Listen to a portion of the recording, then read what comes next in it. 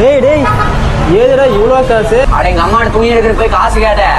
எங்க அம்மா வந்துட்டு காசெல்லாம் போடான்னு சொல்லிடுச்சு. வீட்டுல எங்க அம்மா தெரியாம இந்த பழைய துணியெல்லாம் பட்டு சேலையெல்லாம் கடை சேலையெல்லாம் எடுத்துட்டு வந்துட்டேன்.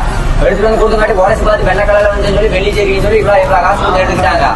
இது ஒண்ணு மட்டும் சிவப்பு கலர்ல வந்துச்சாமா, இது வந்து எடுத்துக்க மாட்டாங்களாமா. உண்மையை தான் சொல்றேன். ஆமாங்க, உங்க வீட்டுல இருக்கிற பழைய கிழிஞ்ச பட்டுப்புடைய எல்லாம் ஸ்ரீ ஆண்டாள் பட்டு சென்டர்ல கொண்டு வந்து கொடுத்தீங்க அப்படின்னா உரசி பார்த்து வெள்ளி ஜரிகையா இருந்துச்சு அப்படின்னா அதிகமான காசு கொடுத்து வாங்கிக்குவாங்க.